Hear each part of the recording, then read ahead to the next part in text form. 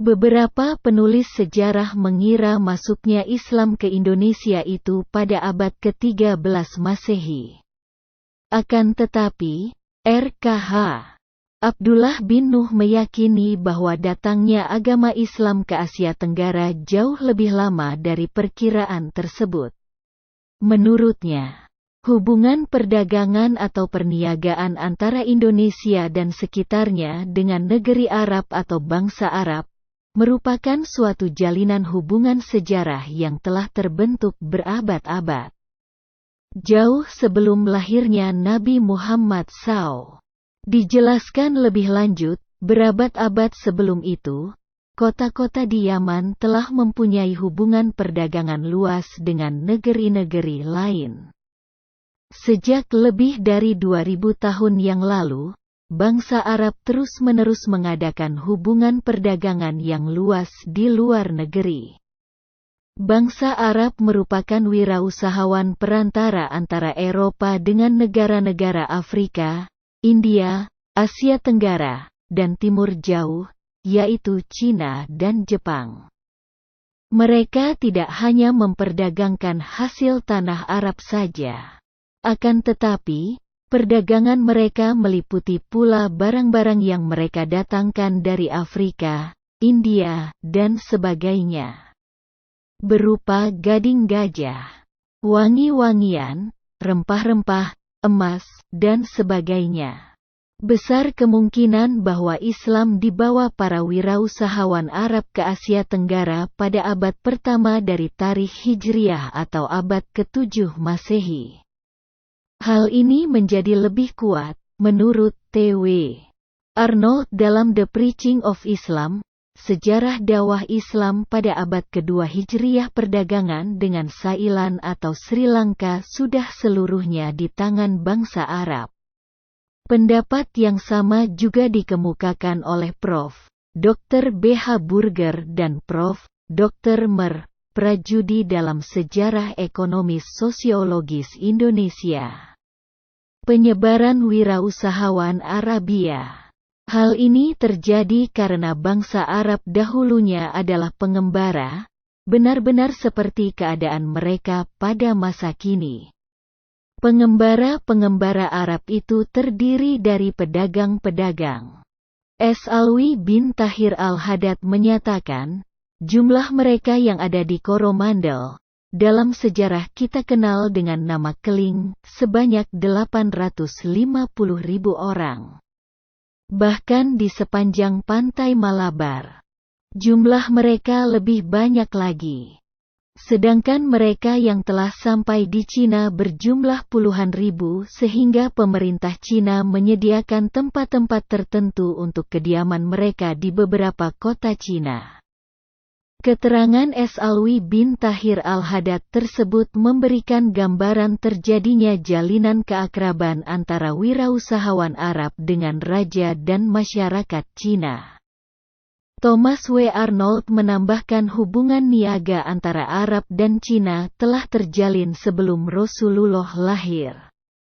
Thomas W. Arnold memberikan gambaran betapa eratnya jalinan niaga Arab-Cina. Setelah masa Rasulullah dengan mengutip hadits Rasulullah dari Kanzu Umal, Jilid V, Helm 202, carilah ilmu walaupun di negeri Cina. Adapun kehadiran wirausahawan Arab di daratan Cina karena bangsa Arab memiliki bahtera niaga yang mampu mengarungi Samodra Arabia dan Persia. Dalam penulisan sejarah, dinyatakan kapal-kapal dagang pada masa kejayaan Islam berlayar sampai Samodra Persia. Catatan, pada peta bumi karya Al-Biruni, 973-1048 Masehi. Pakar geografi Muslim menuliskan nama Samodra India sebenarnya adalah Samodra Persia nama sebelumnya. Hanya setelah negara imperialis Barat berkuasa, digantikanlah namanya menjadi Samodra India. Demikian pula nol meridian semula melintas Makkah, sebagai petunjuk arah kiblat. Kemudian oleh kerajaan Protestan Anglikan Inggris dialihkan melewati Greenwich London. Kita lanjutkan. Dari sinilah ditentukan mata angin posisi wilayah atau suatu negara dalam membaca peta bumi. Misalnya, Jepang, Cina, Korea letak geografinya di sebelah timur dari Greenwich London dan sangat jauh. Disebutnya the Far West. Demikian pula posisi geografi Makkah dan Madinah sebenarnya terletak di sebelah barat dari Indonesia. Oleh karena itu, kiblat salat menghadap ke arah barat. Namun, bangsa Indonesia sekarang ikut menyebut Arabia, atau Makkah dan Madinah serta Mesir, sebagai wilayah Timur Tengah. Artinya, berposisi dari Greenwich sebelah timur dan di tengah. Demikian pula bangsa Indonesia, Malaysia, Singapura, Thailand, Vietnam, Myanmar, Burma, menyebutkan sebagai kelompok negara-negara Asia Tenggara. Tentu, penyebutan mata angin tenggara ini dilihat dari Greenwich London. Pelayaran wirausahawan Arab Muslim menempuh jalan Laut Niaga. Dari Pulau Nicobar, Andaman, Maldives, Maladewa. Berlayar ke Malaka sebagai pusat niaga Muslim di Asia Tenggara. Di antara kapal-kapal wirausahawan Arab Muslim itu ada juga yang mengubah perjalanannya sampai ke Madagaskar. Ada pula yang membawa barang dagangan atau komoditi dari Afrika Selatan ke Guinea dan sekitarnya. Kemudian kapal-kapal niaga Muslim tersebut kembali ke Madagaskar. Seluruh pantai lautan tersebut di atas, dahulu di bawah pengaruh wiraniagawan Muslim yang datang dari Khalifah Muawiyah, 661–750 Masehi, ketika pusat pemerintahannya di Damaskus. Kemudian di pesisir Sindut India, sudah tersebar pula agama Islam. Kambai dan Gujarat di India merupakan pusat pedagang-pedagang atau wirausahawan dari Oman, Hadramaut dan Teluk Persia sejak masa sebelum lahirnya agama Islam yang diajarkan oleh Rasulullah. Hal ini menjadi lebih kuat jika diingatkan bahwa pada abad kedua sebelum Masehi perdagangan dengan Thailand atau Sri Lanka sudah seluruhnya di tangan bangsa Arab. Dalam masalah sejarah masuknya agama Islam ke India, Thomas W. Arnold mengoreksi ketidakbenaran penulisan sejarah yang memberikan gambaran Islam di India dikembangkan oleh Mahmud Ghazni, Aurangzeb. Dengan kekerasan dan kekejaman, pemaksaan khitan oleh Haidar Ali dan Tipu Sultan. Dijelaskan hal tersebut tidak benar. Sejarah terjadinya 66 juta Muslim di India, dampak dari dakwah yang persuasif dan damai, mulai diajarkan oleh wirausahawan atau wiraniagawan Arab melalui jalan laut niaga catatan. Informasi sejarah tentang aktivitas pasar di Arabia kurang banyak dipahami oleh sementara sejarawan di Asia. Hal ini akibat sistem penulisan sejarah masih meniru Barat. Umumnya, sejarawan Barat selalu mengecilkan peranan pasar di Arabia. Kemudian lebih mengangkat dalam penulisan sejarah, peranan pasar di India atau Cina.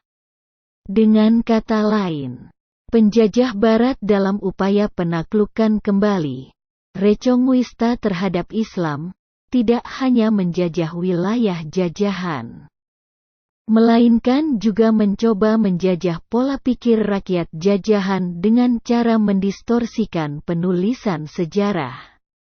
Menurut Anthony Smith dalam Geopolitics of Information, selain melakukan distorsi penulisan sejarah juga dalam masalah berita pun, Barat melancarkan news imperialism, penjajahan berita, penguasaan pasar. Apalagi dengan adanya upaya Barat dalam mempertahankan penjajahannya, dengan mematahkan potensi pasar yang dikuasai umat Islam. Tidak hanya datang dengan memakai organisasi niaga Verenigde Oost-Indische Compagnie, VOC, dari Kerajaan Protestan Belanda, dan East Indian Company, EIC dari Kerajaan Protestan Anglikan Inggris, serta Compagnie des Indes Orientales, CIO dari Kerajaan Katolik Perancis. Namun juga berusaha keras untuk mematikan kesadaran pemasaran dengan jalan mematahkan kemampuan umat Islam dalam hal penguasaan pasar, baik dalam pemasaran melalui jalan niaga laut atau maritim dan pemasaran di pasar daratan. Dengan kata lain, menciptakan hilangnya kemauan umat Islam sebagai wirausahawan ataupun sebagai wiraniagawan. Ditumbuhkan keinginannya hanya menjadi punggawa atau pegawai penjajah. Catatan, dalam upaya menghilangkan kesadaran pemasaran dari umat Islam, yang demikian itu, penjajah Barat berusaha pula menguasai sistem penulisan sejarah. Mengapa? Karena dari hasil penulisan sejarah, akan berdampak terbentuknya citra dan opini masyarakat jajahan tentang kisah masa lalu yang dibacanya. Ditargetkan dari hasil bacaannya akan menumbuhkan perubahan sistem keimanan dan tingkah laku sosial politik dan budaya selanjutnya, yang memihak penjajah. Lanjut, misalnya, Wali Songo sebagai tokoh penyebar ajaran Islam, didistorsikan atau diselewengkan sejarahnya dengan penuturan dongengnya seperti tokoh Islam yang tidak mengenal syariat Islam. Dituturkan para wali Songo masih menjalankan ajaran Hindu, masih melakukan bertapa atau berpuasa patigeni, tanpa makan sahur dan berbuka. Bertapa di gunung atau di hutan atau di pinggir kali dalam waktu berbulan-bulan atau bertahun-tahun hingga tidak sempat lagi menjalankan salat 5 waktu. Didongengkan juga karena Wali Songo sebagai tokoh Islam yang sudah makrifat, tidak perlu menjalankan syariat Islam. Para Wali Songo juga dituturkan sebagai pemimpin umat yang tidak memahami nilai-nilai kewiraniagaan atau kewirausahaan Islam. Wali Songo sebagai ulama yang tingkah laku ibadahnya sama seperti Brahmana Hindu dan biksu Buddha tidak mengenal masalah niaga dan tidak mau menyeberang lautan. Dengan kata lain, Wali Songo didongengkan atas nama Islam, tetapi isi ajarannya tetap Hindu atau Buddha. Padahal antara dongeng dan realita keaslian ajaran sejarahnya Wali Sanga tidak demikian. Mereka tetap salat dan membangun masjid serta melakukan perniagaan sebagaimana yang dicontohkan oleh Rasulullah. Bahkan, Sunan Gunung Jati atau Syarif Hidayatullah memimpin perlawanan bersenjata terhadap imperialis Kerajaan Katolik Portugis guna merebut kembali pelabuhan niaga Jayakarta atau Jakarta. Tanggal 22 Juni tahun 1527 Masehi atau 22 Ramadan 933 Hijriah. Dapatlah diperkirakan dampaknya terhadap masyarakat pembaca penulisan sejarah Wali Songo yang demikian melahirkan aliran kejawen di Jawa Tengah dan Jawa Timur. Sedangkan di Jawa Barat aliran Kesunden menolak ajaran syariah Islam yang bersumber Al-Quran dan As-Sunnah, lebih mengutamakan ajaran leluhur atau nenek moyang. Kemudian tingkah laku berikutnya meninggalkan ajaran Islam dan aktivitas pasarnya. Dampak yang demikian menurut Lucian W.P. dalam Southeast Asia's Political Systems memang menjadi target dari strategi pemerintah kolonial Belanda.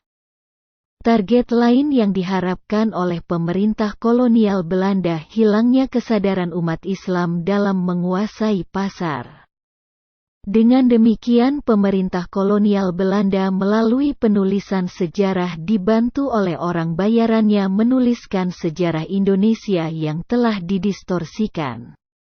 Banyak ulama yang tidak menyadari bahwa penulisan sejarah dijadikan alat oleh penjajah untuk mengubah wawasan generasi muda Islam Indonesia tentang masa lalu perjuangan bangsa dan negaranya. Bertolak dari pengalaman di Eropa, proses terjadinya perubahan pelaku pasar penganut Katolik tidak mau lagi menjadi wirausahawan. Hal ini terjadi akibat gereja melarang orangnya di pasar karena Tuhan lebih menyukai orang-orangnya yang di gereja. Dampak ajaran yang demikian, pasar menjadi kosong dari orang Nasrani. Kemudian pelaku pasarnya digantikan oleh orang Yahudi. Hal ini dapat dibaca dari keterangan Robert L. Hale Bronner dalam The Making of Economic Society. Dikutipkan ajaran gereja yang berbunyi Homo mercator fix aut num guam deo placere potes, wirausahawan sangat langka atau tidak pernah disukai oleh Tuhan. Dari ajaran yang demikian ini mengakibatkan pasar ditinggalkan. Dengan cara yang sama disebarkan ajaran Islam, dengan muatan isi yang sama melalui hadits yang dipalsukan bahwa Allah menyukai orang-orang di masjid daripada yang di pasar. Dampaknya secara perlahan-lahan patahlah budaya niaga dan kesadaran upaya penguasaan pasar oleh kalangan pribumi. Terjadilah kekosongan pasar dan digantikan oleh kelompok Vreemde Oosterlingen, bangsa timur asing, Cina, India, dan Arab. Diciptakan kebijakan yang bersifat diskriminasi rasial. Kalangan Vreemde Oosterlingen tersebut di mata penjajah menjadi warga negara kelas 2. Dengan disertai pemberian kewenangan memegang monopoli. Sebaliknya pribumi Islam menjadi warga negara kelas 3. Pasarnya disita serta kekuasaan ekonominya dipatahkan. Pribumi Islam menjadi sangat terbelakang. Dalam penulisan sejarah yang didistorsikan pada masa penjajahan Belanda oleh para penulis tidak tergambarkan adanya jalinan hubungan niaga antara Cina dengan Arab dan antara India dengan Arab. Padahal sudah pernah terjalin jalur hubungan niaga sejak 500 sebelum Masehi, melalui jalan darat yang dikenal dengan Jalan Sutera. Jalan perniagaan laut antara India, Cina dan Nusantara Indonesia menurut Prof. Dr. D.H. Burger dan Prof. Dr. Mer. Prajudi dalam sejarah ekonomis sosiologis Indonesia telah terjalin sejak abad pertama sebelum Masehi. Penemuan mata uang Islam. Demikian pula dalam perkembangan niaga Islam ke Eropa, Inggris dan Rusia sangat langka untuk memperoleh informasi sejarahnya secara benar. Padahal di wilayah ini ditemukan mata uang Islam tersebar di Rusia, Finlandia, Swedia, dan Norwegia. Terdapat juga peninggalan mata uang Islam di Inggris, Irlandia, dan Baltik Skandinavia. Fakta ditemukannya mata uang Islam tersebut sebagai bukti betapa luasnya pengaruh ekonomi perdagangan dan budaya Islam yang terjadi pada abad ke-7 hingga abad ke-11 Masehi di dunia Barat. Tidak berbeda tentang sejarah mata uang yang pernah dikeluarkan oleh Kesultanan Mataram, Yogyakarta, Kesultanan Banten dan lainnya tidak pernah ditulis dalam buku sejarah.